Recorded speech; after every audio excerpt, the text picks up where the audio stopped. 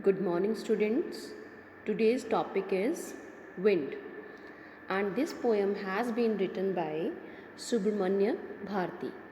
He was a Tamil poet and he was famous for his patriotism during independence era. So he wrote many poems for the same. A.K. Ramanujan. So he is translator, means he translated his poem into English and that has been published in your syllabus. So what is the purpose of wind poem and why it has been published in your syllabus?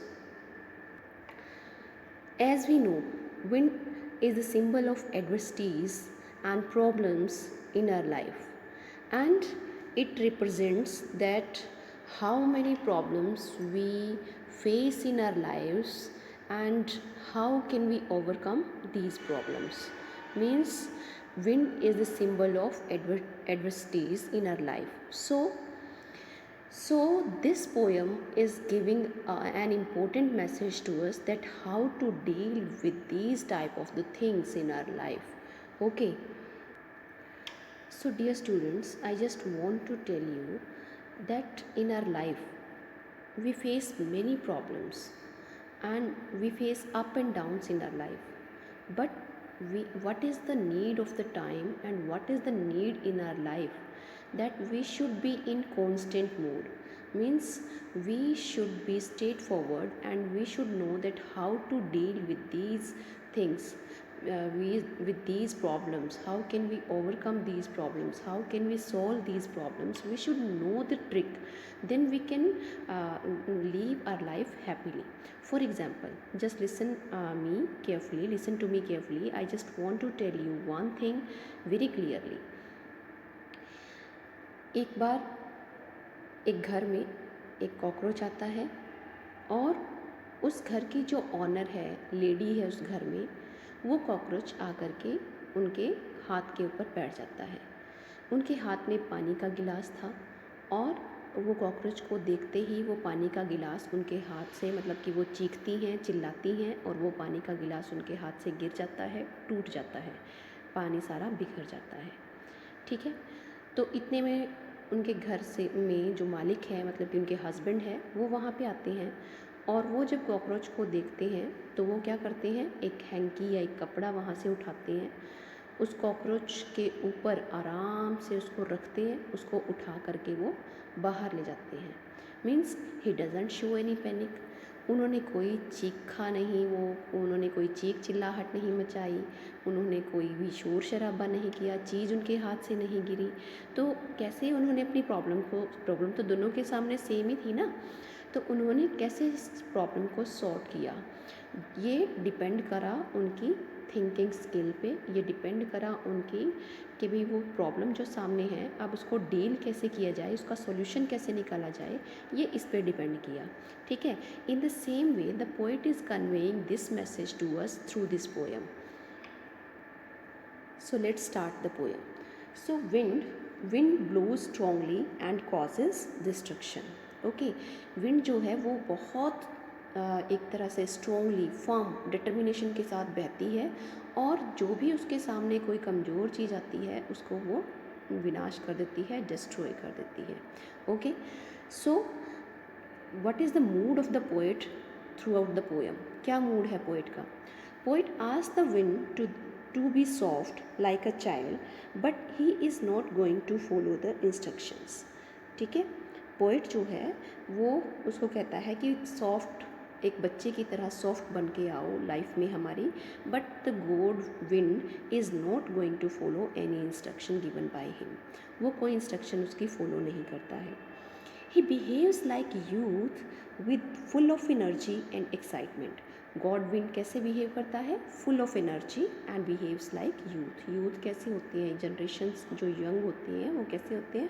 Full of energy होते हैं. They are not having power to think upon the situation and they react immediately, है ना, they react immediately on any issue. वो किसी भी issue पे एकदम से भड़क जाती हैं. So in the same way wind is behaving here, means ये डैमेज ही कर रही है, डिस्ट्रॉय ही कर रही है हर चीज़ को. Okay, so he crushes all the things, है ना, ये यूथ का बिहेव दिखाया गया है. And the same way wind is crushing all the things.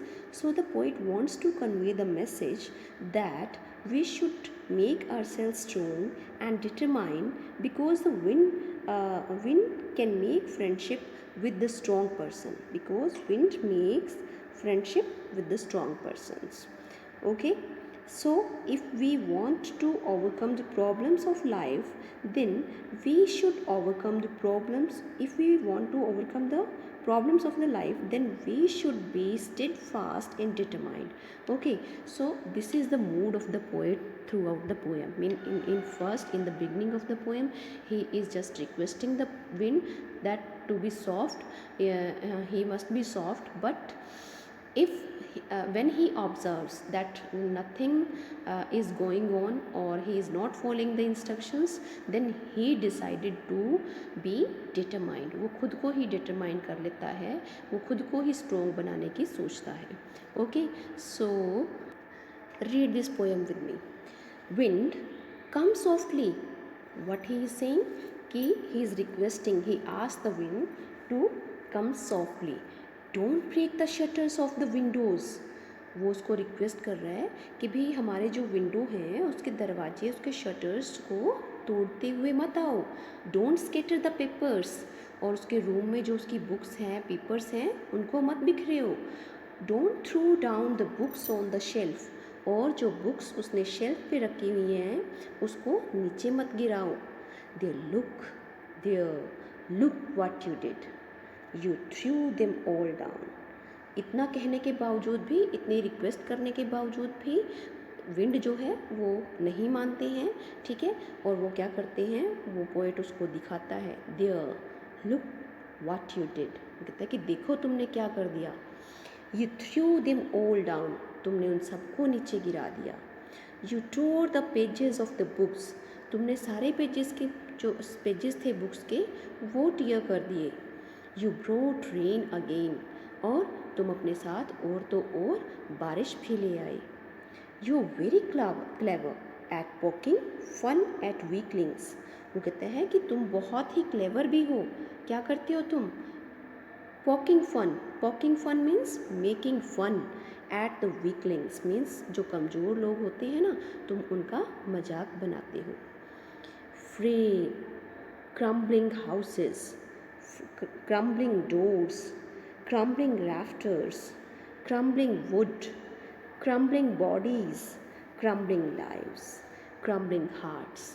Means, crumbling means fall down, means you let the things fall down, you let the things to be weak.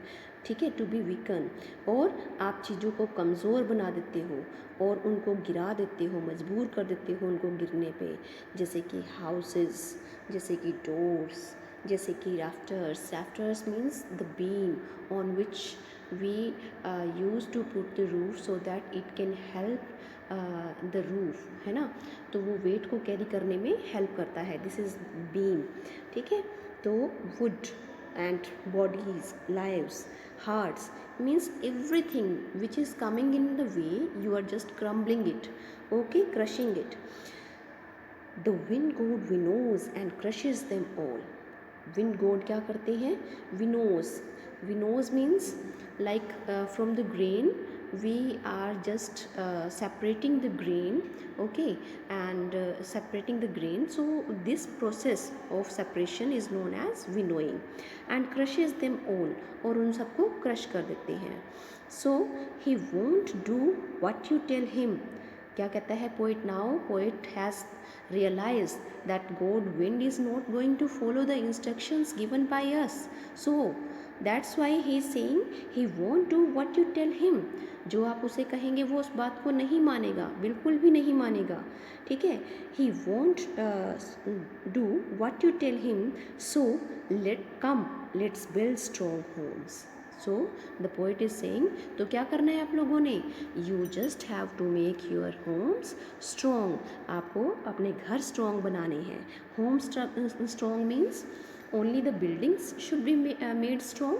No, we should make the persons, the family members of our house strong, so that they can face the challenges. We should teach them that how to overcome the problems of the life. For example, again I want to tell you by giving the live example. uh, Yesterday you got, I think we have got the news that Sushant, an actor, suicided due to depression. Okay, so why he did so? क्यों किया उसने ऐसा? क्या कमी थी उसके पास? The conclusion is here कि he was not so strong by his decisions, in making his decisions. He was not so determined. वो determined नहीं था. So उनको problems को overcome करना नहीं आता था. Whatever the problems are there, we shouldn't take the step like this. हमें इस तरह का कोई step नहीं उठाना चाहिए. And ये जो इन्होंने step उठाया है, ये क्यों उठाया है? Because maybe he doesn't know and he was not taught that how to face the problems in life. That's why he took this step. इसीलिए उसने ये इतना एक तरह से अपने साथ अन्याय करने वाला स्टेप जो है वो उठाया है. Okay, so that's why he is saying strong homes. Strong homes means we should teach the members of our house. Every person should be taught that how to face the problems of the life.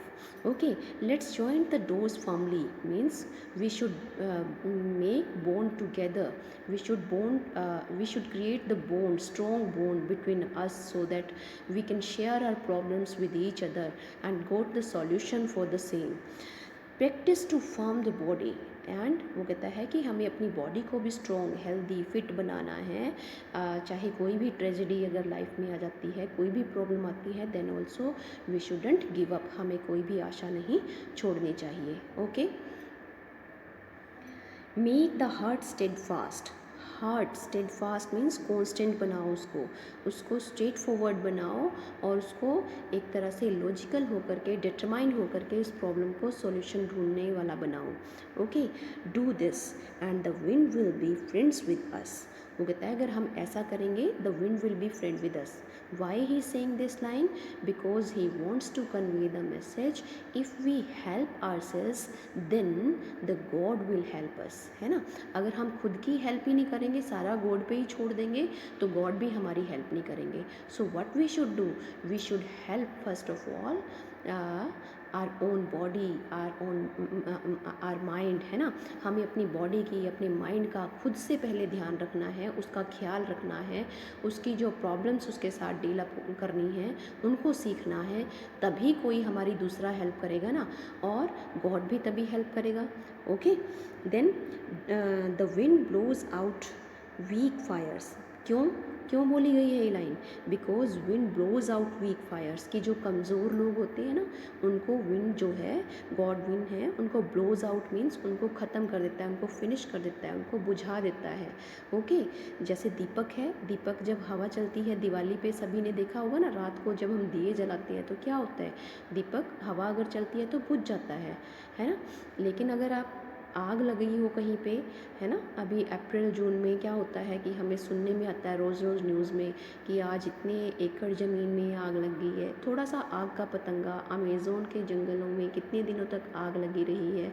ठीक है, तो जो strong fire होती है इसको वो और ज़्यादा इन्हांस करता है, और जो वीक फायर होती है उसको ब्लोज आउट मीन्स उसको बुझा देता है.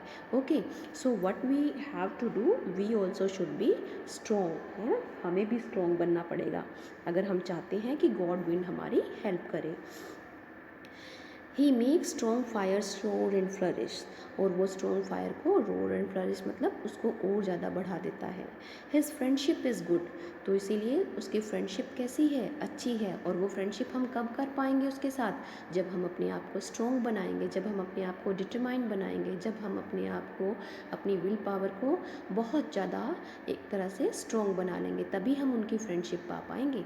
Okay, we praise him every day. और अगर ऐसा होगा तो हम उसको ही बुराई नहीं करेंगे कि भी उसने सब कुछ तोड़ दिया, हम क्या करेंगे, उसकी प्रेज़ करेंगे, क्योंकि हम स्ट्रॉन्ग बन चुके हैं, हमने सीख लिया है कि हमारी प्रॉब्लम्स को, हमारी एडवर्सिटीज़ की हैं जो लाइफ में आती हैं, उनको कैसे सॉर्ट आउट करना है। और अब हमें कोई फ़र्क नहीं पड़ता अगर प्रॉब्लम्स आती भी हैं, because they help us to be strong, वो हमें स्ट्रॉन्ग बनने में हेल्प करती हैं। सो दैट्स वाई अब हमें गॉड विंड अच्छा लगने लगेगा। Okay okay, now see that this poem is written in free verse, means no rhyming scheme is there, no particular rhyming scheme is there, and personification is used here.